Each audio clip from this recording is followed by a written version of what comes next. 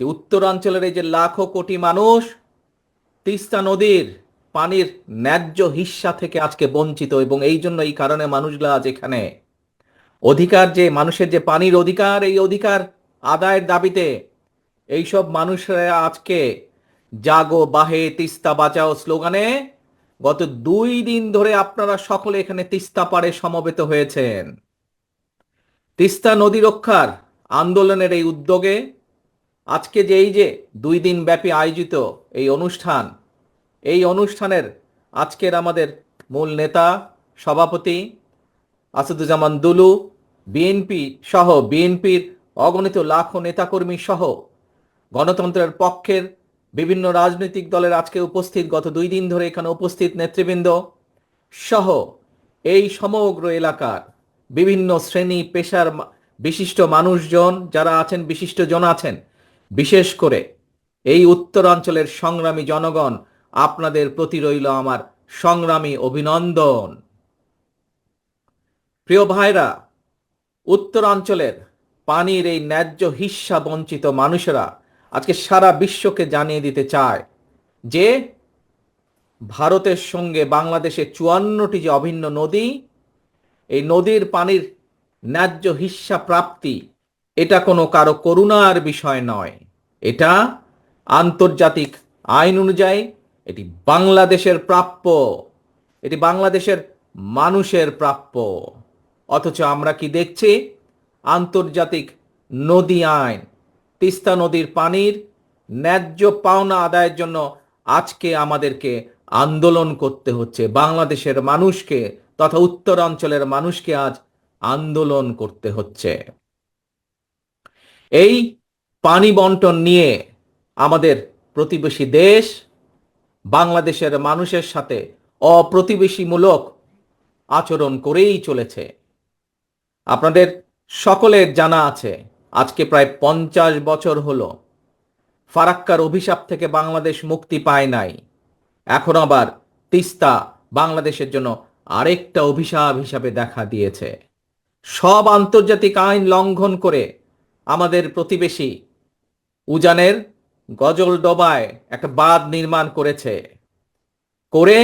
তিস্তার এই স্বাভাবিক পানি প্রবাহকে তারা নিয়ন্ত্রণ করে চলেছে। তাদের এই অপ্রতিবেশীমূলক আচরণের কারণে আজকে উত্তরাঞ্চলের লাখো কোটি জনগণ বন্যায়, খরায় দুর্বিষহ জীবন পার করছে। পানির অভাবে তিস্তার বুকে আজকে ধু ধু বালুচর। একদিকে পানির অভাবে নষ্ট হচ্ছে হাজার হাজার কোটি টাকার ফসল, আবার কখনো হঠাৎ করেই, এই দেখেন 2 দিন আগে যেমন হয়েছে, হঠাৎ করেই উজান থেকে ছেড়ে দিচ্ছে পানি, আর সেই পানির কারণে বন্যায় ভাসিয়ে দিচ্ছে সাধারণ মানুষের ঘর বাড়ি, কৃষকের আবাদি ফসল ভাসিয়ে দিচ্ছে। প্রত্যেক বছর এই বন্যার কারণে বলা যায় প্রায় সময় বন্যার কারণে এমনকি কোনো কোনো সময় বছরে 3বারও বন্যা হয়েছে এই অঞ্চলে।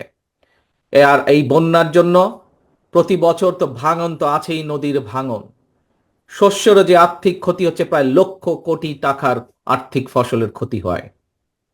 প্রিয় সংগ্রামী ভাই বোনেরা, এই যে 5ই আগস্ট চলে গেল, এই 5ই আগস্টে আমরা দেখি যে একজন পালিয়ে গিয়েছে এই দেশ থেকে, একটা খুনি এই দেশ থেকে পালিয়ে গেছে, স্বৈরাচার এই দেশ থেকে পালিয়ে গিয়েছে।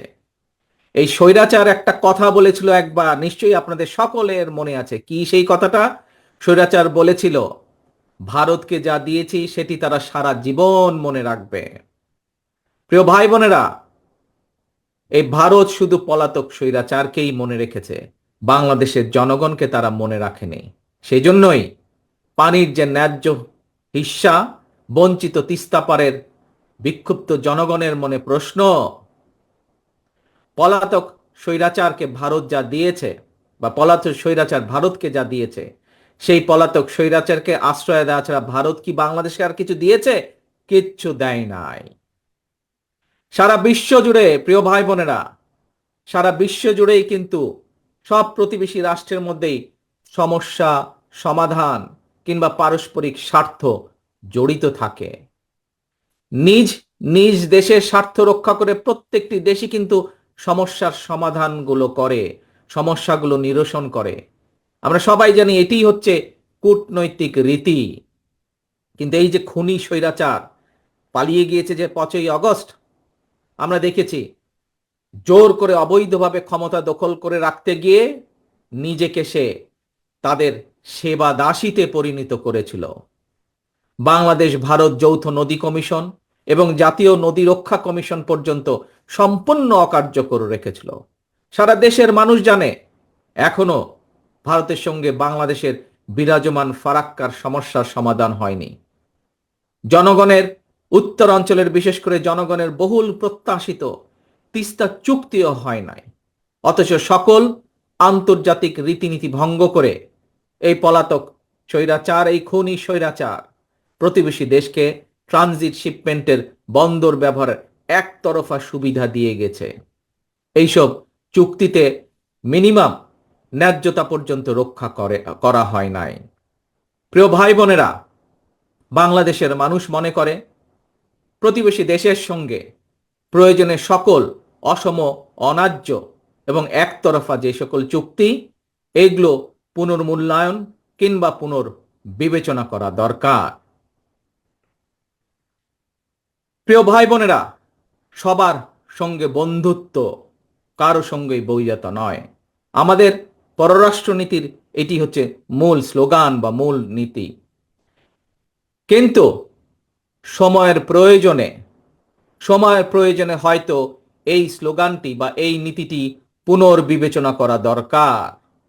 বর্তমান বিশ্বে স্থায়ী শত্রু, স্থায়ী মিত্র বলে কিছু নেই, বরং একটা দেশের সঙ্গে অপর দেশের সম্পর্ক হবে পারস্পরিক স্বার্থ রক্ষা, ন্যায্যতা এবং প্রয়োজনের ভিত্তিতে।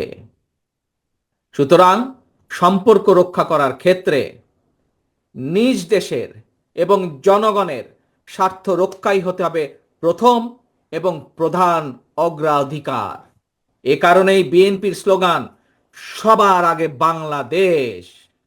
বন্ধুত্বের দোহাই দিয়ে বাংলাদেশের জনগণ আর কাঁটাতারের বেড়ায় ফেলানির ঝুলন্ত লাশ দেখতে চায় না। সীমান্তে নিরীহ বাংলাদেশিদের রক্তাক্ত মরদেহ আর বাংলাদেশের মানুষ দেখতে চায় না।